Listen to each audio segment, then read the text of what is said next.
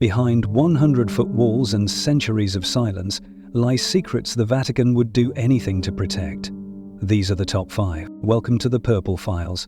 If you enjoy our videos, please consider subscribing to the channel. Let's get right into it. Kicking off our list at number 5 is one of the most disturbing accusations ever leveled against individuals within the Catholic Church: the existence of the rat lines.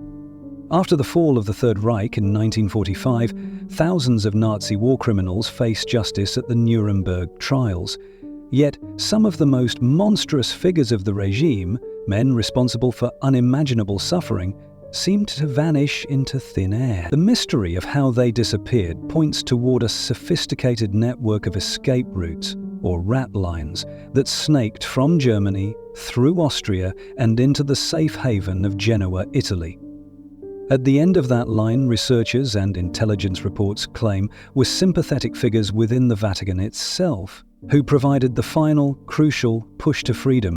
According to declassified US intelligence documents and extensive historical accounts, certain influential priests and even bishops used their power and the Church's vast network of monasteries and safe houses to hide these fugitives. One key hub was the Pontifical Croatian College of San Girolamo in Rome, which was allegedly used to shelter fugitives from the Ustate regime. These clerics reportedly provided them with food and shelter, but most critically, they supplied false identity papers issued by the Vatican's own Refugee Commission.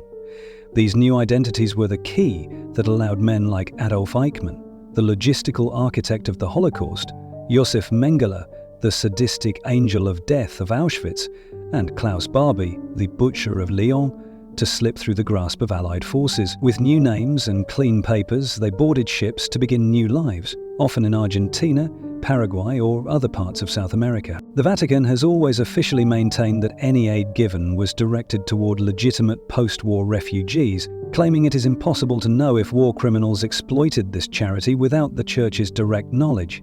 This official stance is strongly challenged by critics who point to figures like Bishop Alois Hudal, an Austrian cleric and a vocal Nazi sympathizer who, in his own diaries, openly admitted to helping former Nazis escape what he saw as victor's justice, calling it a charitable act. He believed he was saving them from vengeful show trials. The entire affair represents a dark chapter where the lines between misguided charity and active complicity become profoundly blurred, leaving a permanent stain on the Church's post-war history and the lingering question of whether this was the rogue actions of a few or a more coordinated institutional effort. At number 4 is a mystery that suggests a modern thriller plot unfolding within the sacred walls of the Apostolic Palace. In August of 1978, Cardinal Albino Luciani was elected Pope, taking the name John Paul I.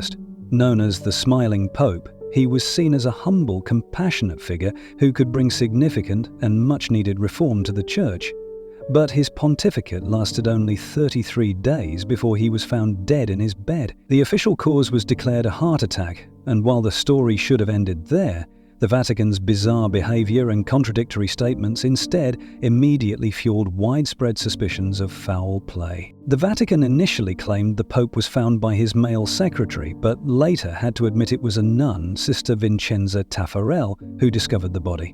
They likely changed this detail to avoid the perceived unseemliness of a woman being in the Pope's private bedroom so early in the morning.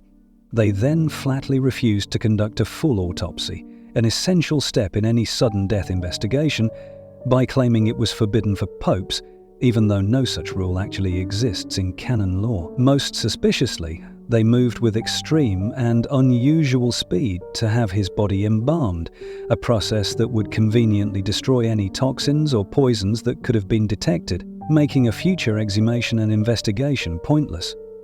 The motivation for such an extreme act, according to investigative journalists and theorists, lies in what he was planning to do. This theory was most famously detailed in David Yallop's book, In God's Name, which alleges that on the very night he died, the Pope was reviewing a list of over 100 Masons and corrupt officials he intended to remove from their powerful positions. This list reportedly included the head of the Vatican Bank, Archbishop Paul Marcinkus, and his shadowy business partners Michele Sindona and Roberto Calvi, all of whom had ties to the infamous P2 Masonic Lodge. Did this gentle, smiling Pope uncover a truth so dangerous that powerful men in his own curia decided he had to be silenced before he could dismantle their network? His papacy ended after only 33 days, leaving behind the chilling and enduring possibility that he did not die of natural causes, but was murdered for trying to clean God's house. Coming in at number 3 is a secret born from a divine vision, one that the Vatican kept locked away from the public for over 80 years, creating one of the 20th century's greatest theological mysteries. In 1917, during a period of intense anti-clerical sentiment in Portugal, 3 shepherd children claimed to have received a series of prophecies from an apparition of the Virgin Mary. The first 2 secrets were revealed decades later and were interpreted as predicting the end of World War I, the rise of the Soviets, and the coming of World War II. The third secret, however, was different. The surviving visionary, Lucia dos Santos, wrote it down in 1944, sealed it in an envelope, and gave explicit instructions that it not be opened by the world until the year 1960, as she believed its meaning would be clearer then. But the year 1960 came and went. Pope John XXIII reportedly read the secret, turned pale, and locked it away again, stating, "This prophecy does not relate to my time." His successor, Pope Paul VI, also read it and followed suit, deepening the mystery and fueling intense speculation that its contents were truly terrifying. Theories ran wild, with many believing it must predict a global nuclear war, the end of the world, or, most disturbingly, a great apostasy, a spiritual crisis and corruption originating from the very top of the Catholic Church itself. This intense suspense continued to build for decades. Finally, in the year 2000, the Vatican released what it claimed was the full text of the third secret. It described a vision of a bishop in white walking through a ruined city, praying over corpses before being executed by a group of soldiers. The Vatican officially interpreted this vision as a symbolic prediction of the 1981 assassination attempt on Pope John Paul II. For many, especially dedicated followers of the Fatima prophecies, known as Fatimites, this explanation felt far too convenient and simplistic. It didn't seem to match the profound horror expressed by those who had previously read it. These critics remain convinced that the document released was incomplete, or even a diversion, and that the true, more horrifying part of the third secret, the part that speaks of internal corruption and a crisis of faith, remains hidden away in a Vatican vault to this day. At number 2 is a scandal that rips away the veil of piety to reveal a shocking world of high-stakes finance, political intrigue, and deep ties to organized crime. This is the story of the Institute for the Works of Religion, better known to the world as the Vatican Bank. While its stated purpose is to manage funds for the Church's many religious and charitable works, for decades it operated with total secrecy under the protection of Vatican sovereignty. This led to serious accusations that it was being used as a private, unregulated offshore bank for powerful interests, including mafia bosses, corrupt politicians, and covert intelligence agencies seeking to move money without a trace. The scandal exploded into public view in the early 1980s, with the stunning collapse of Italy's largest private bank, Banco Ambrosiano.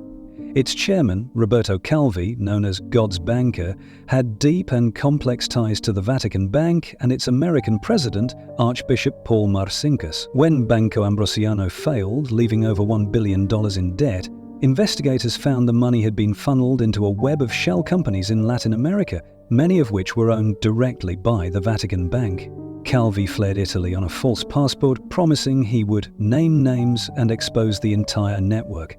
A few days later, he was found hanging from Blackfriars Bridge in London, his pockets stuffed with bricks and over $10,000 in various currencies.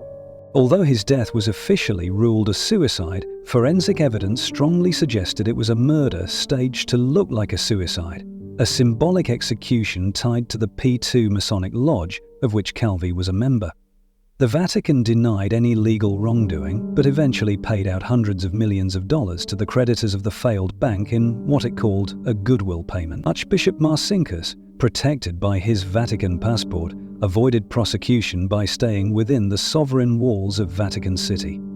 The case exposed how the sacred and the profane could mix, shattering the image of the Church's financial purity and proving that within the Vatican, secrets of money and power were worth killing for. And at number 1, we have the place that is the source of nearly all Vatican conspiracy theories, the very heart of its enduring mystery, the Vatican's secret archives. Containing over 53 miles of shelving and documents dating back over 12 centuries, it is one of the most significant and purposefully inaccessible historical collections on Earth. The official name is the Vatican Apostolic Archive, as the Latin word secretum didn't mean secret in the modern sense, but private, as in the Pope's personal property. Over the centuries, however, its extreme secrecy has convinced many that it holds explosive truths that could shake the foundations of history and religion. Access is a rare privilege, not a right. Only a handful of qualified scholars are allowed in each year, and they must request specific documents by name without being able to browse the general index. This has led to the ultimate accusation that you can only find something if you already know it exists. This intense secrecy has led to endless speculation about what could be hidden in those 53 miles of shelves. Theories range from the mundane to the world-shattering.